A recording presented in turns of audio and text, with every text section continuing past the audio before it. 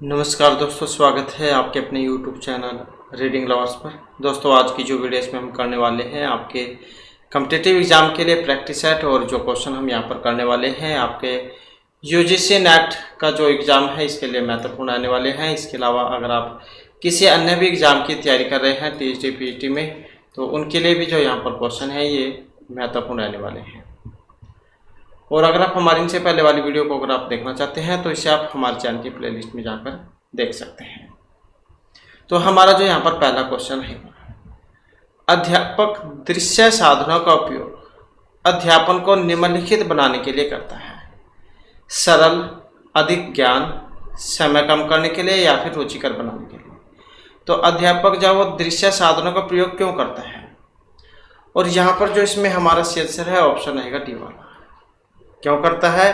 रुचिकर बनाने के लिए। तो अध्यापक के द्वारा अध्यापन के दौरान प्रयुक्त हुए साधन जिनको दिखाने का प्रभाव अधिक पड़ता है, जैसे वास्तविक रूप हो गया, ये मॉडल जो होते हैं जैसे मॉडल हो गए, चित्र हो गए, तो ये दृश्य साधन कहलाते हैं। और ये साधन शिक्षण सहायक सामग्री कहा जाते हैं और इनका प्रयोग अध्यापन को रुचिकर बनाने के लिए किया जाता है। क्योंकि जो वस्तु को सामने होगी तो बच्चे उसे देखने में रुचि भी लेगा और जल्दी वो समझ में भी आएगी और लंबे समय तक वो याद भी रहती है। तो रुचिकर बनाने के लिए जो है दृश्य जो साधन होते हैं, दृश्य साधन, उनका प्रयोग किया जाता है। इसके बाद है अध्यापन में सबसे अनावश्यक कारक कौन सा होता है? छात्रों को दंड देना, कक्षा में अनुशासन रखना, प्रभावशाली ढंग से व्याख्यान देना या ब्लैक बोर्ड पर चित्र और रेखा चित्र बनाना। तो अध्यापन में सबसे अनावश्यक कारक कौन सा है? अनावश्यक कारक है छात्रों को दंड देना, क्योंकि कभी भी जो है शिक्षा मनोविज्ञान जो है बच्चों को मारने पीटने के लिए नहीं कहता है। तो इसी कारण से यहाँ पर ये अनावश्यक माना गया है। इसके अलावा कक्षा में अनुशासन रखना हो गया, प्रभावशाली ढंग से व्याख्यान देना हो गया, या ब्लैक बोर्ड जो उस पर चित्र रेखा चित्र बनाना हो गया। तो ये सभी कारगर है, सिर्फ जो ऑप्शन 1 वाला है इसको छोड़कर। इसके बाद है उस शिक्षा में अध्यापकों की भूमिका लक्ष्य है छात्रों को सूचना प्रदान करना, छात्रों में स्व अध्ययन को प्रोत्साहित करना, छात्रों में स्वस्थ प्रतिस्पर्धा को बढ़ाना, या छात्रों को व्यक्तिगत समस्याओं के समाधान हेतु सहायता करना। तो उच्च शिक्षा में अध्यापन की भूमिका लक्ष्य क्या है, और लक्ष्य क्या है जो ऑप्शन बी में दिया गया है? छात्रों में स्व अध्ययन को प्रोत्साहित करना। नेक्स्ट आ जाता है नीचे लिखे गुणों वाला कौन सा अध्यापक आपको सबसे अच्छा लगता है? तो नीचे लिखे गुणों वाला कौन सा अध्यापक सबसे अच्छा लगेगा? जो समय का पाबंद होगा, अनुसंधान की ओर प्रेरित होगा, लोकप्रिय और आदर्शवादी दर्शन वाला होगा, या जो प्रायः छात्रों का मनोरंजन करता है। तो नीचे लिखे गुण वाला कौन सा अध्यापक सबसे अच्छा लगता है? कौन सा? जो ऑप्शन बी में दिया गया है, अनुसंधान की ओर प्रेरित होने वाला। नेक्स्ट आ जाता है एक अनुसंधानकर्ता रिक्त प्राक्कल्पना के परीक्षण के लिए क्या करता है? T test, ANOVA test, X2 या फैक्टोरियल विश्लेषण। अनुसंधानकर्ता, अन्वेषण करने वाला अनुसंधानकर्ता रिक्त प्राक्कल्पना के परीक्षण के लिए क्या करता है? क्या करेगा? जो ऑप्शन बी में दिया गया है। 2 या 2 से अधिक प्रतिदर्श माध्यमों के अंतरों की सार्थकता की जांच के लिए प्रसारण विश्लेषण, जिसे अनोवा कह देते हैं, एनालिसिस ऑफ वेरिएंस, ये उत्तम विधि कहलाती है। और जब अनेक चरों के प्रभाव को पूर्णता में सार्थक प्रमाण का अंतर ज्ञात करना हो तो प्रसारण विश्लेषण उपयुक्त विधि है। सरल शब्दों में 2 से अधिक प्रतिदर्श माध्यमों में जो अंतर होते हैं उनकी सार्थकता का परीक्षण करने के लिए प्रसारण विश्लेषण का उपयोग किया जाता है। इसका प्रमुख उद्देश्य अनेक माध्यमों की सजातीयता का परीक्षण एक ही विधि या परीक्षण के द्वारा संपन्न करना होता है। तो अनुसंधानकर्ता रिक्त प्राक्कल्पना के परीक्षण के लिए क्या करता है? ANOVA test. नेक्स्ट आ जाता है माइक्रो शिक्षण छात्र अध्यापकों के लिए किस अवधि में सबसे प्रभावशाली होता है? माइक्रो शिक्षण छात्र और अध्यापकों के लिए किस अवधि में सबसे प्रभावशाली होगा? शिक्षण अभ्यास के दौरान, अभ्यास के बाद, अभ्यास से पहले, या इनमें से कोई सा भी नहीं। तो माइक्रो शिक्षण छात्र अध्यापकों के लिए किस अवधि में सबसे प्रभावशाली होता है? किस में होगा? जो ऑप्शन 1 में दिया गया है, अभ्यास के दौरान। तो सूक्ष्म शिक्षण माइक्रो टीचिंग जिसे कह देते हैं। अध्यापकों को कक्षा अध्यापन प्रक्रिया की शिक्षा देने हेतु नवीन परीक्षण प्रणाली है और यह प्रणाली छात्र अध्यापकों के लिए शिक्षण अभ्यास के दौरान प्रभावशाली होती है। और इस प्रविधि के अध्यापक में पाठ्य योजना, छोटी कक्षा में विद्यार्थियों की संख्या, कम शिक्षण, प्रकरण का छोटा रूप, शिक्षण की अवधि 5 से 10 मिनट होती है। छात्र अध्यापक के शिक्षण का निरीक्षण किया जाता है। शिक्षण समाप्त होने पर वाद विवाद किया जाता है। छात्र अध्यापकों को शिक्षण क्रियाओं की जानकारी कराई जाती है और विकास के लिए सुझाव दिए जाते हैं। तो माइक्रो शिक्षण छात्र अध्यापकों के लिए किस अध्ययन सबसे प्रभावशाली होगा? अभ्यास के दौरान। इसके बाद है जिस अध्ययन में अनुसंधान करता है, प्रभाव को खोजने का प्रयास करता है, उसे हम कहेंगे। तो जिस अध्ययन में अनुसंधान करता प्रभाव को खोजने का प्रयास करता है, सर्वेक्षण अनुसंधान, एक्स पोस्ट फैक्टो अनुसंधान, ऐतिहासिक अनुसंधान या सम्यकेत अनुसंधान। तो जिस अध्ययन में अनुसंधान करता प्रभाव को खोजने का प्रयास करता है, उसे कहेंगे क्या? जो ऑप्शन बी में दिया गया है, एक्स पोस्ट फैक्टो अनुसंधान। नेक्स्ट आ जाता है मौलिक अनुसंधान किसकी योग्यता को दिखाता है? नए आदर्शों का संश्लेषण, नए सिद्धांतों की स्थापना, अनुसंधान की विद्यमान सामग्री का मूल्यांकन या विद्यमान विभिन्न शीर्षकों पर उपलब्ध साहित्य का अध्ययन। तो मौलिक अनुसंधान किसकी योग्यता को दिखाता है? और जो यहाँ पर ऑप्शन बी में है, नए सिद्धांतों की स्थापना को। तो ऐसे अनुसंधान जिनके निष्कर्षों द्वारा किन्हीं वैज्ञानिक नियमों का प्रतिपादन हो, वे मौलिक अनुसंधान कहलाते हैं। मूलभूत अनुसंधानों का उद्देश्य नए प्रस्तावनाओं का निर्माण करना है। इसके बाद है नेक्स्ट में है अनुसंधान की रिपोर्ट में ग्रंथ सूची। शोध अर्थी के व्यापक ज्ञान को दिखाती है। जो भावी अनुसंधान में दिलचस्पी रखते हैं उनकी सहायता करती है। अनुसंधान के लिए कोई प्रासंगिकता नहीं है या उपरोक्त सभी। तो अनुसंधान की रिपोर्ट में ग्रंथ सूची जो ऑप्शन ए में दी गई है, शोध अर्थी के व्यापक ज्ञान को दिखाती है।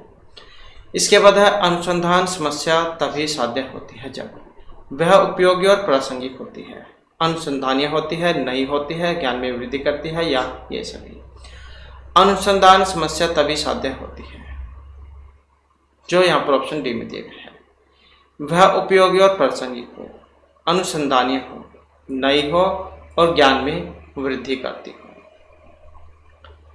इसके बाद आ जाता है नेक्स्ट में हमारा गद्यांश आ जाता है। गद्यांश आपने ध्यानपूर्वक पढ़ना है और 11 से 15 तक के जो क्वेश्चन है वो आपको इसी में से देखने को मिलेंगे।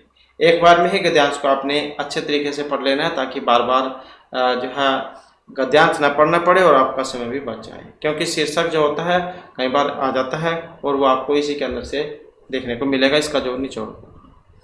तो समस्त राजनीतिक प्रणालियों को व्यक्तिगत संपत्ति और जनता की शक्ति के बीच के संबंधों में मध्यस्थता कराने की आवश्यकता होती है। जो इसमें असफल होते हैं उनकी सरकार पर धनी वर्ग के हितों के दबाव में आकर ठीक से काम न कर पाने का खतरा बना रहता है। भ्रष्टाचार इस असफलता का एक लक्षण है, जिसमें व्यक्ति पैसे देने को रिश्वत तैयार रहता है और इससे सार्वजनिक हित का लक्ष्य पूरा नहीं होता। प्राइवेट व्यक्ति और वाणिज्य प्रतिष्ठान अपना दैनंदिन काम निकालने के लिए नौकरशाही के शीर्ष पर बैठे व्यक्ति को पैसा देते हैं। वे अपने टैक्स कम करने के लिए तथा सख्त कानूनों से बचाने के लिए रिश्वत देते हैं और ऊंची दरों पर ठेके प्राप्त करते हैं तथा प्राइवेट प्रतिष्ठानों को कम कीमत पर रियायतें प्राप्त करवाते हैं। यदि भ्रष्टाचार एक बीमारी बन चुका है तो नौकरशाह और जनप्रतिनिधि दोनों मिलकर जनता के हित की योजनाओं को व्यक्तिगत लाभ के लिए बदल सकते हैं, जिसमें जनता का हित कम और अक्सर अधिक होते हैं। वास्तव में रिश्वत, कमीशन और बड़े सौदों में हिस्सा सरकार की असफलता का एक प्रकार है। अच्छे अभिशासन के लिए प्रयास भ्रष्टाचार विरोधी अभियान से अधिक व्यापक होना चाहिए।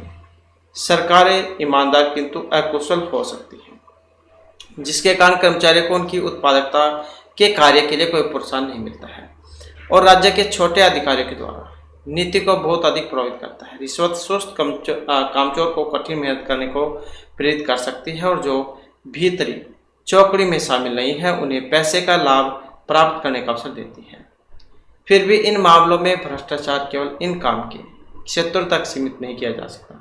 जब भी वैज्ञानिक लाभ सकारात्मक माना जाएगा तो वह प्रलोभन अवश्य रहेगा और यह कठोर वास्तविकता की तर्कसंगत अनुक्रिया है, लेकिन कालांतर में यह विकराल रूप धारण करेगी। तो इस प्रकार से जो यहाँ पर यह गद्यांश आया है। और अब आ जाते हैं इसके क्वेश्चन आंसर।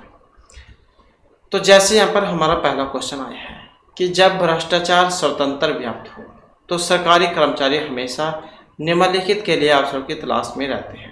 जब भ्रष्टाचार सभी जगह व्याप्त हो तो सरकारी कर्मचारी हमेशा किस अवसर की तलाश में रहेंगे? सार्वजनिक हित, लाभ, व्यक्तिगत लाभ या कंपनी के मुनाफे के लिए। तो इसमें कौन सा आंसर सही रहेगा? तो अगर सभी जगह भ्रष्टाचार हो, रिश्वत वाला काम हो, तो जो सरकारी कर्मचारी हो कौन से अवसर की तलाश में रहेंगे? अपना लाभ के लिए, जो ऑप्शन सी में यहाँ पर दिया गया है। इसके बाद है नेक्स्ट नेक्स्ट में आ जाता है बुरे अभिशासन का एक महत्वपूर्ण लक्षण है। तो बुरे अभिशासन का महत्वपूर्ण लक्षण है भ्रष्टाचार, उच्चतम कर, पेचीदे अधिनियम और विनिमय या फिर महंगाई। तो बुरे अभिशासन का एक महत्वपूर्ण लक्षण है कौन सा? जो ऑप्शन ए में दिया गया है, तो ये है भ्रष्टाचार। इसके बाद है जो सरकारें व्यक्तिगत संपत्ति और सार्वजनिक शक्ति के भेद के ऊपर ध्यान केंद्रित करने में असफल होती है, उनकी निम्नलिखित बनने की संभावना होती है। प्रकार्यात्मक, अप्रक्रियात्मक, सामान्य प्रक्रियात्मक या अच्छा अभिशासन। तो जो सरकारें व्यक्तिगत संपत्ति और सार्वजनिक शक्ति के भेद के ऊपर ध्यान केंद्रित करने में असफल होती है तो उनकी निम्नलिखित बनने की संभावना होती है, जो यहाँ पर ऑप्शन बी में दिया गया है, अर्थात अप्रक्रियात्मक। नेक्स्ट है सार्वजनिक या व्यक्तिगत कर्मचारियों के लिए उत्पादकता से प्रोत्साहन को जोड़ा जाना निम्नलिखित का संकेतक है। सार्वजनिक या व्यक्तिगत कर्मचारियों के लिए उत्पादकता से प्रोत्साहन को जोड़ा जाना, कार्यकुशल सरकार, बुरा अभिशासन, अकुशल सरकार या भ्रष्टाचार। और इसमें हमारा सी आंसर है ऑप्शन ए वाला। तो कौन सा है यहाँ पर? कार्यकुशल सरकार। नेक्स्ट है बढ़ते हुए भ्रष्टाचार को रोकने के उपाय हैं। व्यक्तिगत मुनाफा, भ्रष्टाचार विरोधी अभियान, अच्छा अभिशासन या कमीशन और हिस्सा।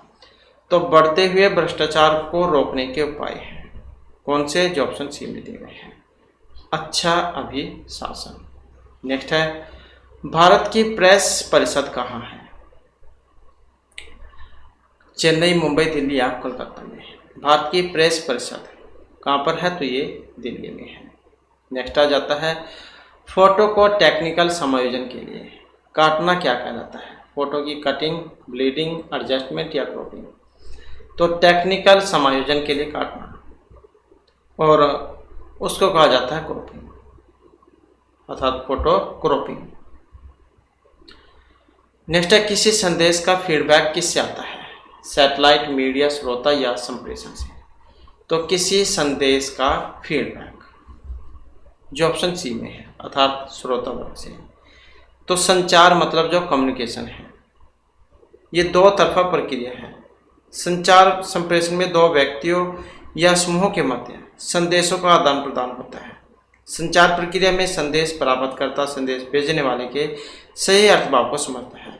वे अपनी प्रतिपुष्टि या प्रतिक्रिया संदेश प्रेषक को प्रदान करता है और इस तरह संचार मूलतः दिमागी प्रक्रिया है। संदेश प्राप्त करने पर संचार प्रक्रिया तब तक पूरी नहीं होती जब तक संदेश प्राप्त करने वाला संबोधित वांछित प्रतिपुष्टि का संवहन न करे।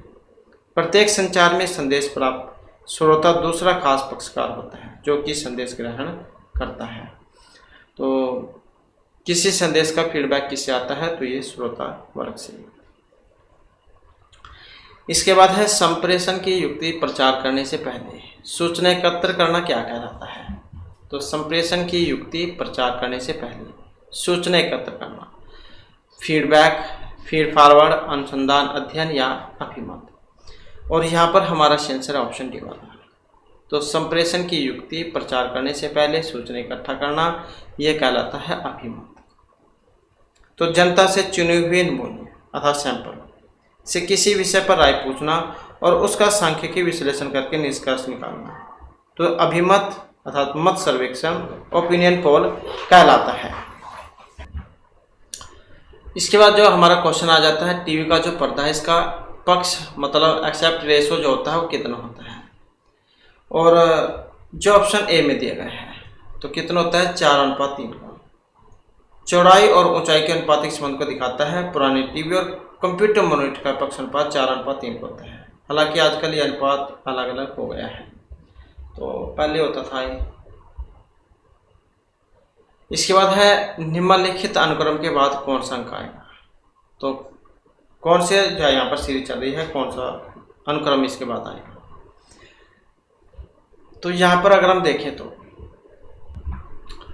यहाँ पर भी एक सीरीज क्रम चला हुआ है, जैसे 9, 8, 7, 6, 8, 8, 8, इसका मतलब यहाँ पर भी 8 ही आएगा। तो जो ऑप्शन सी में दिया गया है।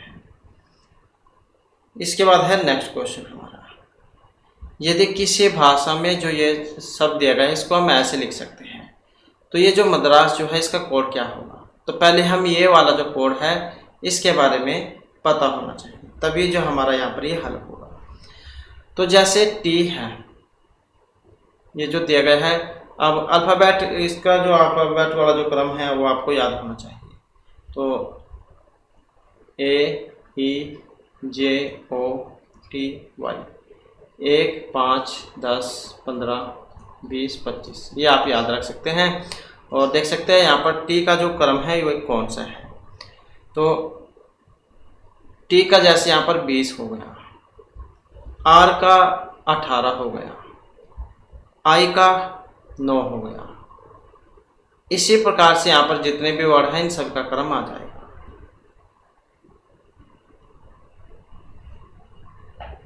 और इसी प्रकार से यहाँ पर जो मद्रास है इसका भी कोड हमने ऐसे ही लिखना है। तो ऐसे ही फिर इसका आएगा यहाँ पर 13, 1, 4, 18, 1, 19।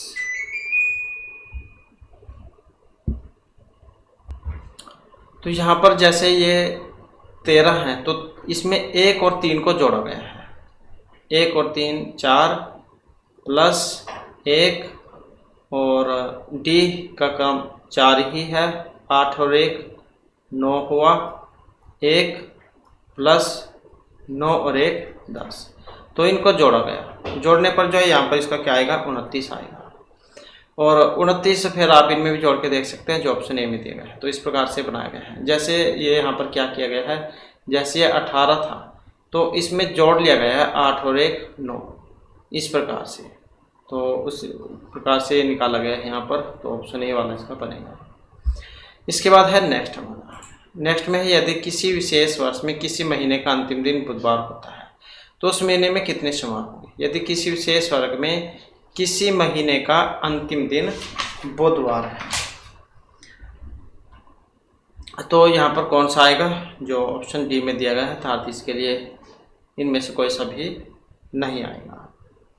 इसके बाद है संख्यात्मक डाटा के फैक्टोरियल विश्लेषण के द्वारा जिस प्रश्न का उत्तर दिया जाता है वह निम्नलिखित की व्याख्या नहीं करता है। किसके नहीं करता है, एक्स वाई से संबंध रखता है, एक्स वाई किस प्रकार से संबंधित है, एक्स परिवर्तन किस प्रकार वाई परिवर्तन को दूसरे स्वतंत्र परिवर्तन के या एम से अलग स्तर पर प्रभावित करता है, या एक्स के द्वारा एम से किस प्रकार संबंधित है। संख्यात्मक डाटा के फैक्टोरियल विश्लेषण के द्वारा जिस प्रश्न का उत्तर दिया जाता है। और जो यहाँ पर माना गया है ऑप्शन आएगा हमारा डी वाला, एक्स के द्वारा एम से किस प्रकार संबंधित है। इसके बाद है नेक्स्ट हमारा जनवरी 12, 1980 को शनिवार था। तो जनवरी 12, 1979 को क्या दिन था। तो यहाँ पर कौन सा दिन बनेगा। तो यहाँ पर जनवरी 12, 1980 से जनवरी 12, 1980 तक के दिनों की कुल संख्या, जैसे 365 है, 365 होते हैं एक साल में, तो बटे 7, तो ये आ जाएगा 52।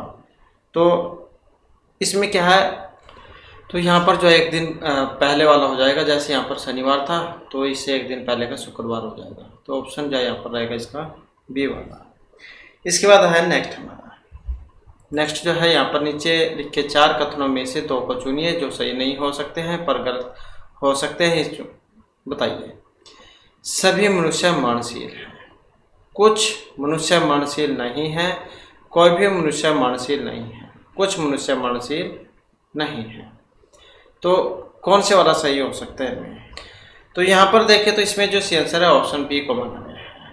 तो सही जो यहाँ पर कौन से है? तीसरा और चौथा जो है यहाँ पर इसमें सही माना गया है कि कोई भी मनुष्य मरणशील नहीं है, कुछ मनुष्य मरणशील नहीं है। नेक्स्ट आ जाता है ए सी के पिता हैं, डी बी के पुत्र हैं, ई ए के भाई हैं। अगर सी डी की बहन है तो बी का ई से क्या संबंध है? तो संबंध यहाँ पर बताना है। ए सी के पिता हैं, मतलब ए जो है ये सी के पिता है। डी बी के पुत्र हैं, डी जो है डी बी का क्या है? पुत्र है। ए सी के पिता डी बी के पुत्र हैं। ई ए के भाई है, ई जो है ई ए का भाई है, ई ए के भाई हैं। अगर सी डी की बहन है, सी डी की बहन है, सी डी की बहन है तो बी और ई का क्या संबंध है? बी और ई इनका बताना है, बी और ई का क्या संबंध है। तो यहाँ पर देखें तो ऑप्शन रहेगा हमारा बी वाला। सॉरी, ये जो आंसर है ऑप्शन रहेगा सी वाला। तो क्या होगी? 7, क्योंकि ए सी के क्या है? पिता, ये थे पिता, और सी डी और बी ये क्या है? पुत्र, और ई ए का संबंध क्या है? भाई का, सी डी की बहन। तो यहाँ पर जो है ई और बी या तो ये साड़ी है या फिर ये भाभी है। तो भाभी जो यहाँ पर इसमें नहीं दिया गया है, तो इसका मतलब ये साड़ी यहाँ पर होगा। नेक्स्ट आ जाता है ए दर्शाता है सार्वभौम नकारात्मक प्रतिज्ञप्ति को, विशेष सकारात्मक प्रतिज्ञप्ति को, सार्वभौम सकारात्मक प्रतिज्ञप्ति को या विशेष नकारात्मक प्रतिज्ञप्ति को। तो ए दिखाता है किसको? सार्वभौम नकारात्मक प्रतिज्ञप्ति को। इसके बाद है नेक्स्ट हमारा योजक प्रतिज्ञप्ति का वह भाग है जो निम्नलिखित के बीच संबंध को दिखाता है। उद्देश्य और विधेय के बीच, ज्ञात और अज्ञात के बीच, मुख्य आधार वाक्य लघु आधार वाक्य के बीच, कर्ता और कर्म के बीच। तो योजक प्रतिज्ञप्ति का वह भाग है जो संबंध को दिखाता है, जो यहाँ पर ऑप्शन ए में है, उद्देश्य और विधेय के बीच को। नेक्स्ट आ जाता है न्याय वाक्य में अनिवार्य है 3, 4, 6 या 5 पद। तो न्याय वाक्य में अनिवार्य है क्या? जो ऑप्शन ए में दिए गए हैं, तो इसमें 3 पद। नेक्स्ट आ जाता है 4 संख्याओं में से पहली 3 संख्याओं का औसत चौथी संख्या का तिगुना है। अगर 4 संख्याओं का औसत 5 है तो चौथी संख्या क्या होगी? 4 संख्याओं में से पहली 3 संख्याओं का औसत चौथी संख्या का 3 गुना है, और अगर 4 संख्या का औसत 5 है तो चौथी संख्या क्या होगी? तो ये होगी, तो जो ऑप्शन 2 में दी गई है। इसके बाद है नेक्स्ट हमारा अनुपात निम्नलिखित में समान दिखाता है। अंश और अंश का, अंश और पूर्ण, पूर्ण और पूर्ण, या इन सभी का अनुपात समान दिखाता है किसका? तो ये दिखाएगा इन सभी का, अंश और अंश, अंश और पूर्ण, पूर्ण और पूर्ण का। इसके बाद है निम्नलिखित विधियों में से फसलों के प्रकार को नक्शे पर प्रदर्शित करने के लिए कौन सी विधि चुनेंगे? फसलों के प्रकार को नक्शे पर प्रदर्शित करने के लिए कोरप्लेथ, कोरोक्रोमेटिक, कोरोस्कीमेटिक या आइसोप्लेथ। तो फसलों के प्रकार को नक्शे पर दिखाने के लिए जो विधि का प्रयोग किया जाएगा, तो जो ऑप्शन सी में दी गई है, तो ये कोरोस्कीमेटिक है। नेक्स्ट है शहरों में जनसंख्या के घनत्व को दिखाने के लिए कोरोप्लेथ नक्शा हेतु कौन सी विधि चुनेंगे? तो शहर में जनसंख्या के घनत्व को दिखाने के लिए कोरोप्लेथ नक्शा हेतु विधि चुनी जाएगी क्वार्टाइल्स, क्विटिलेस, मीन और एसटी या ब्रेक पॉइंट। और यहाँ पर देखें तो ऑप्शन है ए वाला, तो कौन सी है? क्वार्टाइल्स, जो ऑप्शन ए में है। इसके बाद आ जाता है नेक्स्ट वाला। नेक्स्ट में है वृत्त ग्राफ का उपयोग निम्नलिखित में से किसको प्रदर्शित करने के लिए किया जाता है? वृत्त ग्राफ का उपयोग विभिन्न खंड किस प्रकार पूर्ण का भाग बनते हैं, विभिन्न भाग पूर्ण से किस प्रकार संबंधित है, एक पूर्ण दूसरे पूर्ण से किस प्रकार संबंधित है, या किस प्रकार एक भाग दूसरे भाग से संबंध रखता है। तो इनमें देखें तो ऑप्शन आएगा हमारा बी वाला, विभिन्न भाग पूर्ण से किस प्रकार संबंधित है। नेक्स्ट है डीपीआई दिखाता है, कंप्यूटर से संबंधित हमारा क्वेश्चन है। डीपीआई डॉट पर inch, digit per unit, dot pixel inch या डायग्राम पर इंच। तो डीपीआई दिखाता है। अब डीपीआई जो है यहाँ पर इसकी फुल फॉर्म भी आप कह सकते हैं, तो डॉट पर इंच ये होती है। नेक्स्ट आ जाता है सेंट्रल प्रोसेसिंग यूनिट, अर्थात सीपीयू का कौन सा भाग आकलन करता है और निर्णय लेता है। Arithmetic logic unit, alternative logic unit, alternate local unit, alternate होगा यहाँ पर, अल्टरनेट लोकल यूनिट या अमेरिकन लॉजिक यूनिट। तो सीपीयू का कौन सा भाग आकलन करता है और निर्णय लेता है, और जो ऑप्शन ए में दिया गया है इसको हम ALU कह देते हैं। अर्थमेटिक लॉजिक यूनिट इसकी फुल फॉर्म होती है। इसके बाद है प्रत्येक कंप्यूटर के कीबोर्ड के प्रत्येक कैरेक्टर ASCII होती है, तो जिसका पूर्ण रूप क्या है? ये जो ASCII जो है इसका फुल फॉर्म क्या है? फुल फॉर्म की बात करें तो ऑप्शन है हमारा यहाँ पर बी वाला, American standard code for information interchange इसको कहा जाता है। इसके बाद है ए प्रलेख के पाठ, चित्र, शीर्षक और फोटोग्राफ आदि निम्नलिखित में से किस में अंतरित होते हैं? एक प्रलेख के पाठ डेस्कटॉप पब्लिशिंग या डेस्कटॉप प्रिंटिंग। तो एक प्रलेख के पाठ, चित्र, शीर्षक और फोटोग्राफ ये किस में अंतरित होते हैं? तो ये होते हैं डेस्कटॉप पब्लिशिंग में, जो ऑप्शन सी में दिया गया है। डेस्कटॉप पब्लिशिंग की आधुनिकतम तकनीक है, जिसके आने के कारण प्रकाशन का कार्य कम खर्च में एवं अत्यंत सुविधा के साथ होने लगा है। डेस्कटॉप प्रकाशन के 3 अवयव हैं। व्यक्तिगत कंप्यूटर, पेज लेआउट करने के लिए एक यथादृश्य तथा प्राप्ति सॉफ्टवेयर एवं अच्छी गुणवत्ता वाला एक प्रिंटर। इसके सहायता से लघु स्तर के साथ साथ बृहद स्तर पर भी प्रकाशन संभव है। 1985 में मैक पब्लिशर नामक पेज लेआउट सॉफ्टवेयर के आने के साथ ही डेस्कटॉप प्रकाशन का युग शुरू हुआ था। तो डेस्कटॉप पब्लिशिंग जो है यहाँ पर माना गया है, प्रलेख के पाठ, चित्र, शीर्षक और फोटोग्राफ आदि किस में अंतरित है? तो ये डेस्कटॉप पब्लिशिंग में। इसके बाद है भारतवासियों पर प्रतिवर्ष कौन सी प्राकृतिक आपदा का बहुत प्रभाव पड़ता है? चक्रवात, बाढ़, भूकंप या भूस्खलन का। और इसमें है ऑप्शन बी हमारा, तो ये बाढ़ है। नेक्स्ट है सुनामी के प्रकोप का कारण, महासागरों में हल्के भूकंप और भूस्खलन, महासागरों में भारी भूकंप और भूस्खलन, पहाड़ों पर भारी भूकंप और भूस्खलन या रेगिस्तानों में भारी भूकंप और भूस्खलन। तो सुनामी प्रकोप का कारण कौन सा है? और जो ऑप्शन बी में है, महासागरों में भारी भूकंप और भूस्खलन का होना। तो सुनामी जापानी भाषा का शब्द है, जिसका अर्थ समुद्र तट पर आती लहरें है और विशिष्ट प्रकार की लहरें हैं जो सागरीय नितल में आई भूकंप, भूस्खलन, उल्कापात या ज्वालामुखी विस्फोट से उत्पन्न होती है।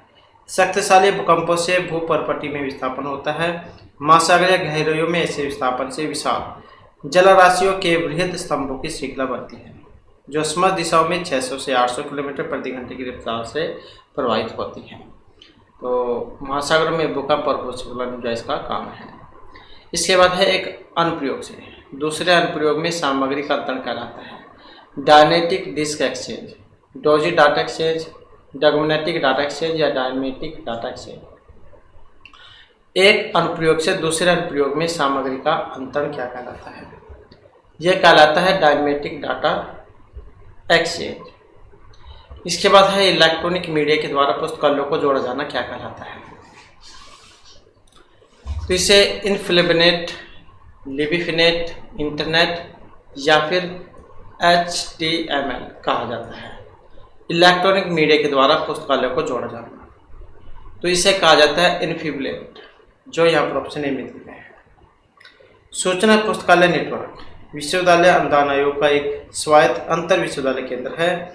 1991 में यूजीसी के द्वारा शुरू किया गया और प्रमुख राष्ट्रीय कार्यक्रम है, जिसका प्रधान जो कार्यालय जो है ये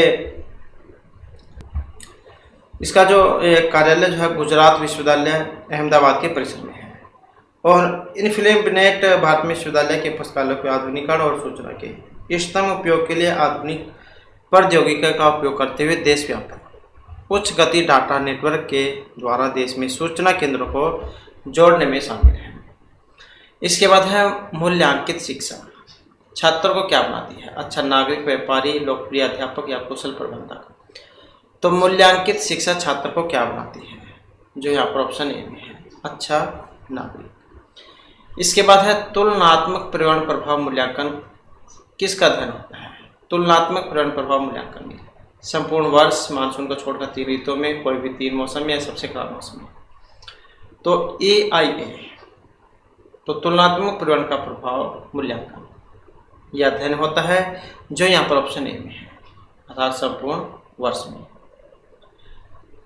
नेक्स्ट है समुद्र का स्तर मुख्य रूप से किससे बढ़ता है? भारी वर्षा के कारण, ग्लेशियर के पिघलने के कारण, समुद्र के अंदर ज्वालामुखी के कारण या समुद्री तल के विस्तार के कारण। तो समुद्र का स्तर मुख्य रूप से किससे बढ़ता है? और यह बढ़ता है ग्लेशियरों के पिघलने के कारण। ग्रीन हाउस गैसों के लगातार बढ़ने से पृथ्वी का जो तापमान यह बढ़ता है और इसे ग्लोबल वार्मिंग कहा जाता है। और इस बढ़ते तापमान के कारण ग्लेशियर के पिघलने से समुद्र का जो जल स्तर वो बढ़ता जा रहा है। और ये CO2, CH4 ये ग्रीन हाउस गैसों के उदाहरण हैं। इसके बाद है कोयले से चलने वाले पावर प्लांट में धुएं को उठना ये निर्भर करता है। तो ये शायद यहाँ पर कुछ मिस है। वातावरण स्थायित्व का, एग्जॉस्ट गैसों का वेग है, तो सही कोड जो आपने बताना है। और इसमें देखें तो ऑप्शन है हमारा डी वाला, तो ये तीनों ही जाए यहाँ पर, इसमें से ही माने गए हैं। वातावरण स्थायित्व, एग्जॉस्ट गैसों का वेग। इसके बाद है जिन विश्वविद्यालयों में शिक्षा प्रदान करने के लिए केंद्रीय परिसर होते हैं तो उन्हें कहा जाता है केंद्रीय विश्वविद्यालय, डीम्ड यूनिवर्सिटी, आवासीय विश्वविद्यालय या ओपन यूनिवर्सिटी। तो जिन विश्वविद्यालयों में शिक्षा प्रदान करने के लिए केंद्रीय परिसर होते हैं तो उनको कहा जाता है क्या? जो यहाँ पर ऑप्शन बी में दिया गया है, तो डीम्ड यूनिवर्सिटी जो उनको कहा जाता है। इसके बाद है सरकार ने संसद के नियम के द्वारा विश्वविद्यालय अनुदान आयोग की स्थापना किस वर्ष में की थी? 1980, 48, 50 या 56 में। तो सरकार ने संसद के नियम के द्वारा विश्वविद्यालय अनुदान आयोग की स्थापना किस वर्ष में की थी? और जो यहाँ पर ऑप्शन डी में दिया गया है, तो ये थी वर्ष 1956 में। 28 ये जो विश्वविद्यालय अनुदान आयोग जो है ये 28 दिसंबर 1953 को अस्तित्व में आया था। कब? 28 दिसंबर 1953 को अस्तित्व में आया था। वह संसद में एक अधिनियम के द्वारा 1956 में से एक निकाय बना दिया गया। इसकी स्थापना का उद्देश्य विश्वविद्यालय और अन्य संबंधित संगठनों की सलाह से समस्त ऐसे उपाय करना था जो विश्वविद्यालय शिक्षा के संवर्धन और समन्वय के लिए आवश्यक हो, और विश्वविद्यालय में शिक्षण, परीक्षा और अनुसंधान के मानक निर्धारण करने और उन्हें बनाए रखने के लिए आवश्यक हो। तो इसमें जो ऑप्शन आएगा डी वाला। नेक्स्ट आ जाता है जो विश्वविद्यालय अपने निजी चैनल द्वारा शैक्षिक कार्यक्रम टेलीकास्ट करता है, तो वह BR Ambedkar open university Hyderabad है, इग्नू है, यूनिवर्सिटी ऑफ पुणे है या अनामलाई यूनिवर्सिटी है। जो विश्वविद्यालय अपने निजी चैनल के द्वारा शैक्षिक कार्यक्रम टेलीकास्ट करता है तो कौन सी है? जो ऑप्शन बी में है, तो ये इग्नू यूनिवर्सिटी है। इग्नू यूनिवर्सिटी मतलब इंदिरा गांधी राष्ट्रीय मुक्त विश्वविद्यालय। इसकी जो स्थापना है ये सितंबर में हुई थी, सितंबर 1985 में। और 26 जनवरी 2001 को इग्नू ने ज्ञान दर्शन नाम से एक शैक्षिक चैनल शुरू किया था। यह चैनल 24 घंटे प्रसारण करता है और इग्नू ने नवंबर 2001 में FM रेडियो नेटवर्क भी आरंभ किया था जो छात्रों को अतिरिक्त शिक्षा उपलब्ध कराता है।